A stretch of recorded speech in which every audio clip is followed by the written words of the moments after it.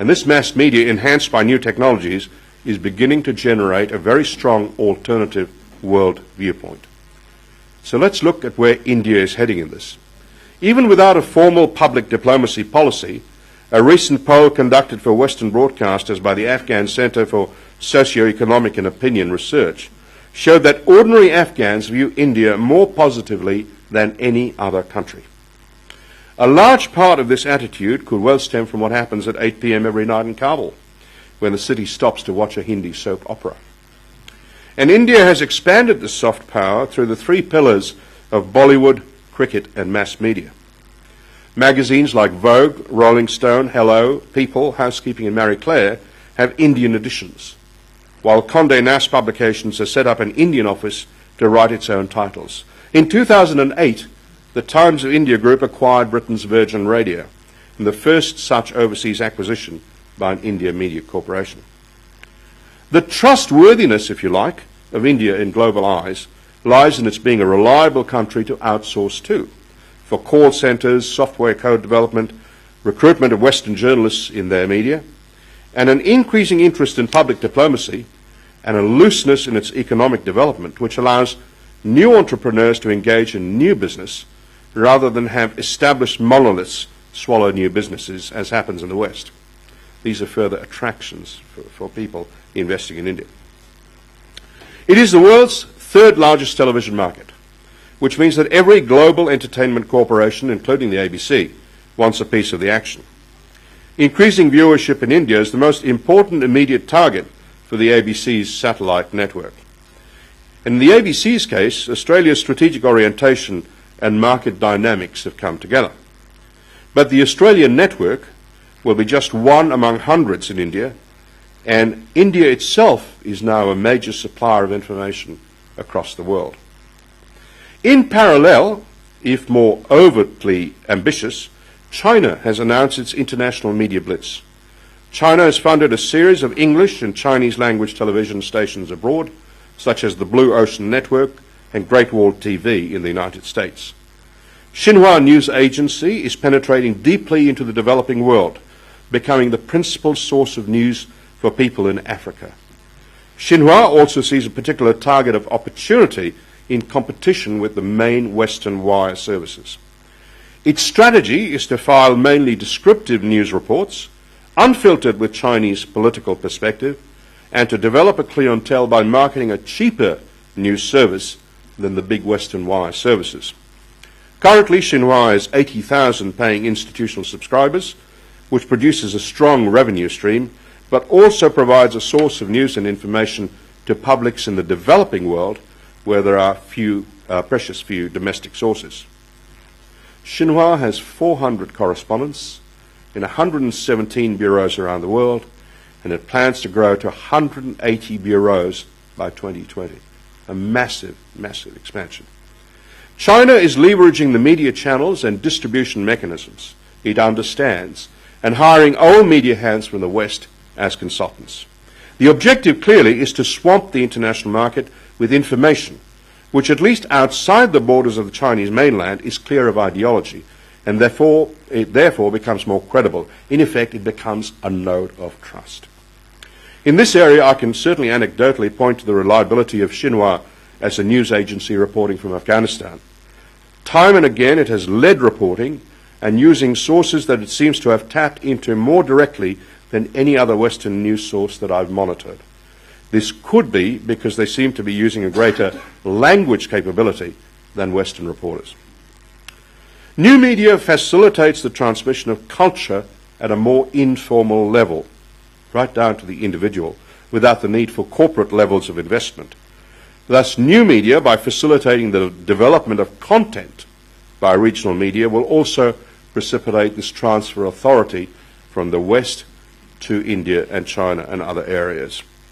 Those who currently are supporting Western media by providing content become authors of this media in the future and therefore arbiters of their content, and it's their narrative that becomes predominant. The idea of embedding culture of cultural ideas at a micro level is actually fundamental to what's happening. The jihadis are propagating a culture of fundamentalist Islam, and it's the culture that gives them the ability to continue operating as a security challenge, even when their structural and operational situation suggests they should have been significantly weakened some time ago. As we've seen, this is some of the current occurrences. Now, there is evidence that national governments and non-state groups realise the nature of the fracturing of audiences which new media has brought. They're keen to communicate directly with target groups, yet they're hampered by their own processes and bureaucratic nervousness over how to protect security in a Government 2.0 environment. Above all, they fear a dialogue with their audiences rather than just the current one-way flow of information to them. In fearing such a dialogue, senior officials need to realise that the horse has already bolted. When serving Australian military folk start blogging anonymously through the Lowy Institute's Interpreter Forum, when WikiLeaks publishes confidential Australian internet censorship lists, when private forums are conducted at senior British military levels to agonise over why the message in Afghanistan has failed, we need to examine not how social media can be stopped or censored, but look at ways in which it will change the nature of bureaucracy when faced with cyber activism. And indeed, beyond that, to where it can be used in a positive manner. The UK government has taken the lead in a number of ways. Earlier in the year, the Cabinet Office created www.data.gov.uk as a space to share government data through and create innovative applications for the iPhone. In policy areas, the UK coalition government has kicked things off with a number of different policy crowdsourcing initiatives, opening up the policy making. The first of these initiatives was Nick Clegg's Your Freedom crowdsourcing website. British Prime Minister David Cameron's pronouncements of "we're all in this together," and more specifically his big society concept, has handed certain basic functions of government back to the people, including opening up the school system to allow parents to run schools. Under the banner of the government's website, HMG Your Freedom, it says, "This site gives you the chance to tell us which laws and regulations you think we should get rid of. Your feedback will inform government policy, and some of your proposals could end up making it into bills we bring before Parliament to change the law." Admittedly, any change in bureaucracy will need to be led at the political level. US Secretary of State Hillary Clinton provided the top cover for that 28-year-old Jared Cohen, the official who phoned Twitter, in relation to the Iran protests. Cohen, along with his 33-year-old colleague Alex Ross, were appointed as her first senior advisors for innovation. They created the concept of technical delegations, joint government and industry groups of experts who travelled the world under State Department auspices to try and provide good governance using new media. According to the US State Department officials, while traditional forms of diplomacy still dominate, 21st century statecraft is not mere corporate rebranding, that is swapping tweets for broadcasts, but it represents a shift in strategy and in form. It's a way to amplify traditional diplomatic efforts, develop technical-based policy solutions, and encourage cyber activism. For example, diplomacy may now include such open-ended efforts as the Short Message Service, SMS, social networking program, which the State Department has set up in Pakistan. It stresses the political power of viral videos and the potential for mobile phones to become widespread public tools for education, banking, and election monitoring, which is where volunteers use SMS to report on voting irregularities. The Twitter twins, Ross and Cohen as they've been called, speak at length about enabling aid programs in telemedicine, tele-education, and tele-justice.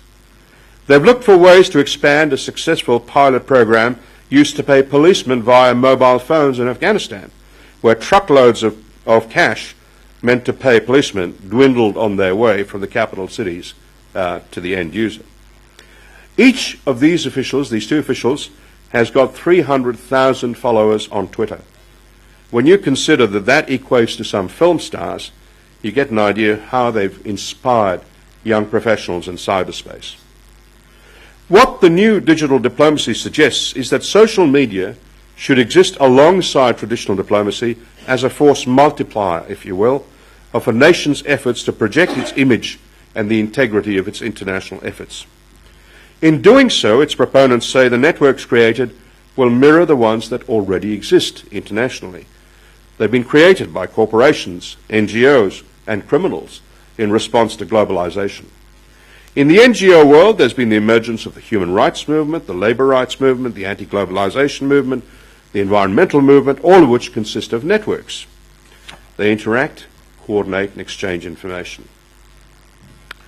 Joseph Nye, once again, has described what he terms the third dimension of public diplomacy, which is the development of lasting relationships with key individuals over many years or even decades through scholarships, exchanges, training, seminars, conferences, and access to media channels.